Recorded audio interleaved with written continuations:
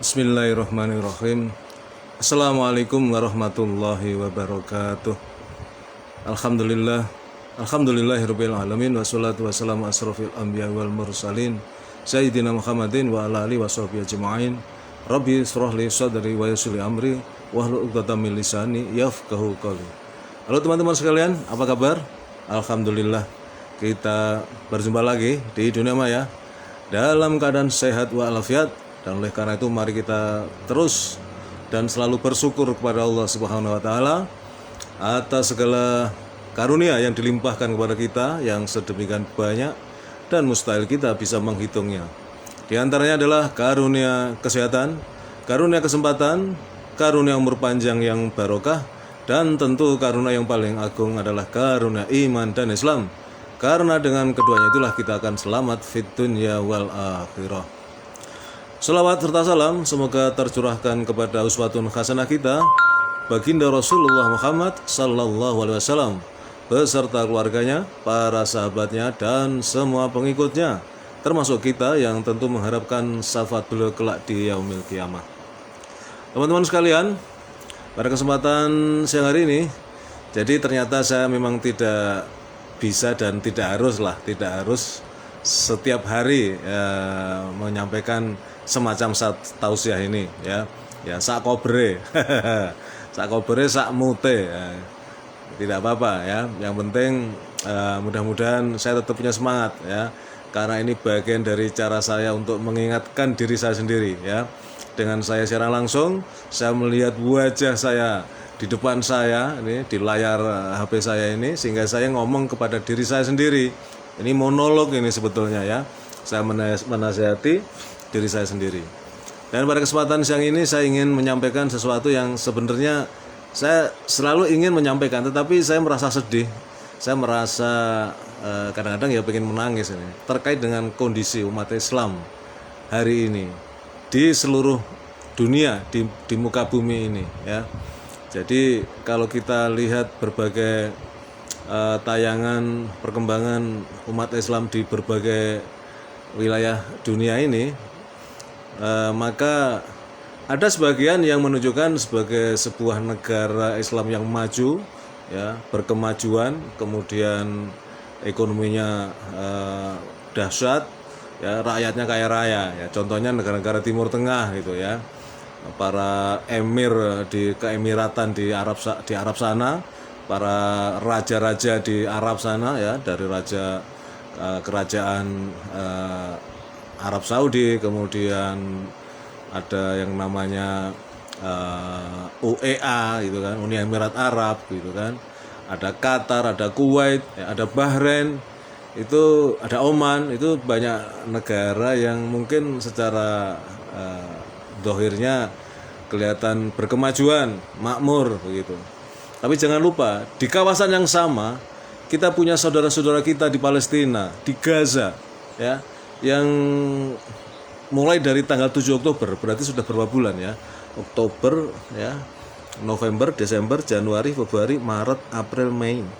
Ya, sudah 7 bulan ya digempur habis-habisan oleh Israel laknatullah alaihim ya. Sudah 7 bulan ya. Kalau dulu saya pernah cerita bahwa dalam perang Arab Israel yang melibatkan beberapa negara Arab secara bersama-sama, negara ini ya, entitasnya adalah negara, melawan Israel, hanya 6 hari koit lah, hanya 6 hari kalah melawan Israel. Sekarang rakyat Gaza dengan senjata seadanya ya, bertahan sampai 7 bulan, bukan 6 hari, bukan 7 hari, tapi 7 bulan ya. Israel belum berhasil menguasai secara sepenuhnya Gaza. Tetapi pada saat yang sama kita juga melihat betapa rakyat Gaza yang tidak ikut berperang ya, anak-anak, para wanita, ibu-ibu, orang tua, lansia ya, itu begitu menderita ya. Korban sudah puluhan ribu ya, sudah puluhan ribu. Beberapa waktu yang lalu saya mendengar kurang lebih 20.000, sekarang mungkin sudah lebih, mungkin sudah mau menembus 30.000 korban jiwa ya. Karena yang dilawan adalah ini negara teror, negara teroris ya, negara teroris yang paling jahat, paling brutal sedunia, yang misinya memang membuat kerusakan di muka bumi, yaitu Israel ya. Jadi saya sedih kalau kemudian mengingat Palestina, khususnya Gaza, ya. Sekarang semua wilayah sudah dibombardir, ya. Yang terakhir sekarang Rafah, ya. Ini yang wilayah paling selatan yang berbatasan dengan Mesir, ya.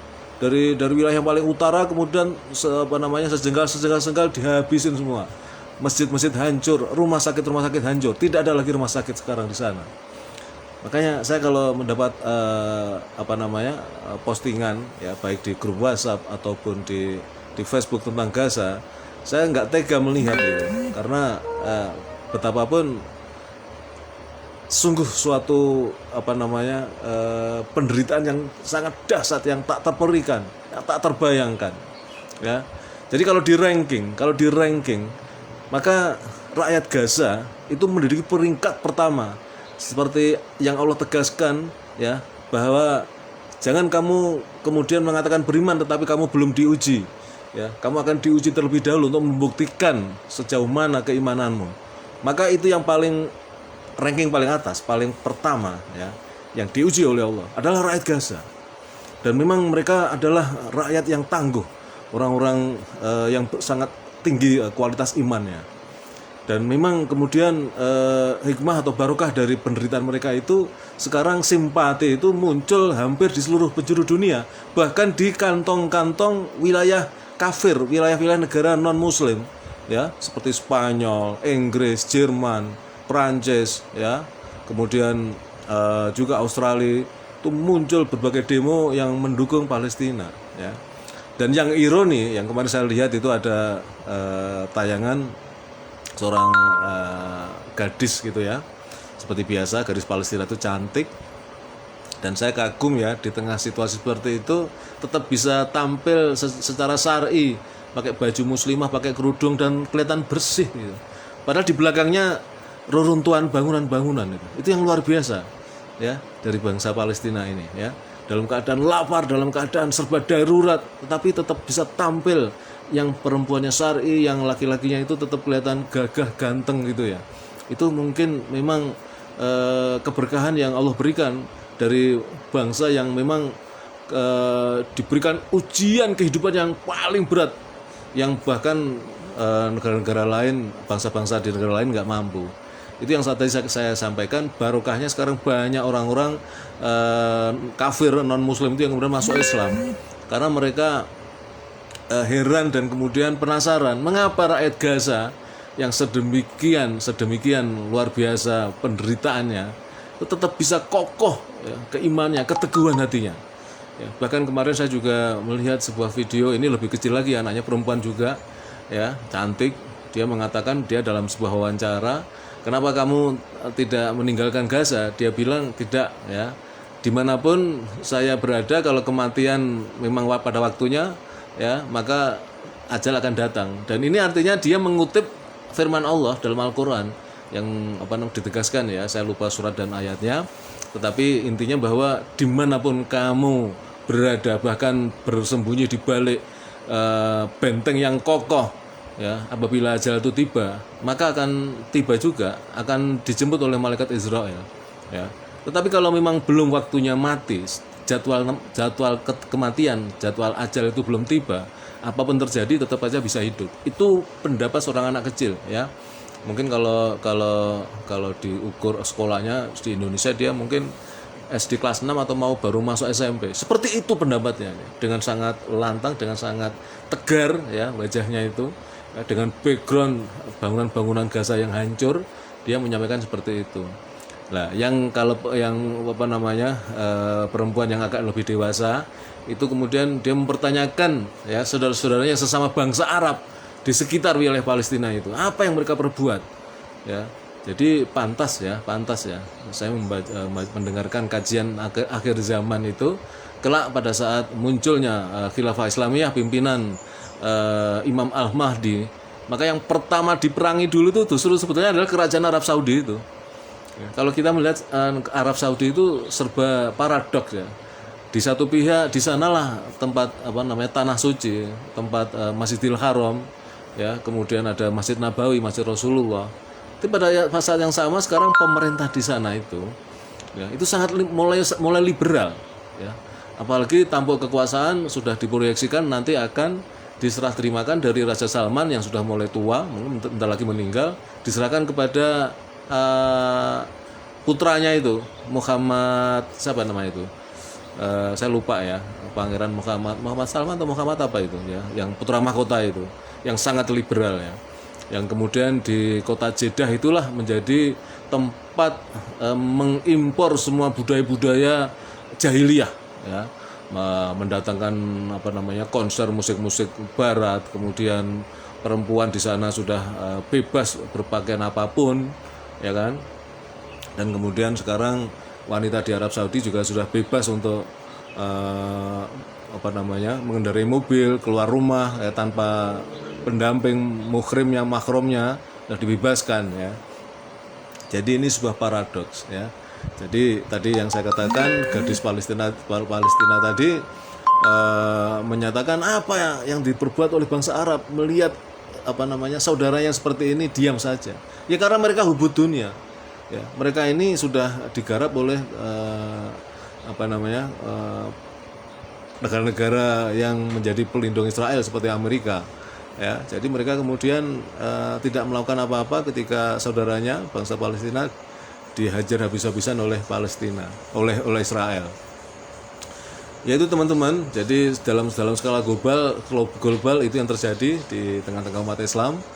Kemudian di negara kita sendiri ya kita tahu juga ya, sedikit demi sedikit umat Islam digerus ya, kekuatan Islam juga digerus ya, yang diperkuat itu adalah liberalisme, kemudian komunisme, kemudian juga praktek-praktek kehidupan yang sekuler ya. Jadi sekarang yang berbau agama itu bagaimana caranya dibuang, terutama agama Islam. Ya, karena agama yang paling konsisten melawan kezaliman adalah Islam. Jadi kita masih prihatin, tetapi kemudian saya ingat, kita semua barangkali juga ingat bahwa Allah menegaskan, Rasulullah juga menegaskan, dunia ini adalah penjara bagi orang-orang yang beriman. Ya, dunia ini penjara bagi orang-orang yang beriman. Karena tempat yang sejati yang nanti akan menjadi tempat yang abadi adalah surga. Ya, yang kenikmatannya tidak terbayangkan dan kemudian abadi selamanya. Tapi selama di dunia itu adalah serba penuh penderitaan, penuh ujian, penuh cobaan. Itu bagi orang-orang yang beriman. Tapi bagi orang-orang yang tidak beriman, kafir, musyrik, ya kan, mereka mungkin menganggap bahwa dunia ini adalah segala-galanya. Mereka mengejar dunia dan kemudian lupa bahwa ada kehidupan yang lebih abadi, yaitu di akhirat. Demikian teman-teman, mudah-mudahan ini sedikit mengingatkan, terutama bagi saya sendiri dan mudah-mudahan juga bagi teman-teman sekalian yang lain. Kita sebagai umat Islam tentu harus mengikuti perkembangan kehidupan umat Islam di berbagai kawasan di dunia ini, ya, supaya kita tahu dan kemudian bila mana ada saudara kita sesama Muslim yang mengalami ujian, musibah, kalau kita tidak bisa membantu secara langsung, apakah itu berupa finansial atau yang lain, paling tidak kita tetap ikut mendoakan. Ya, mudah-mudahan mereka diberi ketabahan, ya, kekuatan iman dan takwa, ya, sehingga apapun yang terjadi mereka tetap memegang teguh tali Allah, ya, menjaga keimanan dan keislamannya, ya. Dan itu juga berlaku untuk kita semua. Apapun yang terjadi, jaga terus iman dan Islam itu sampai ajal tiba. Ya, janganlah kalian mati kecuali dalam keadaan muslim. Allah sudah menegaskan seperti itu.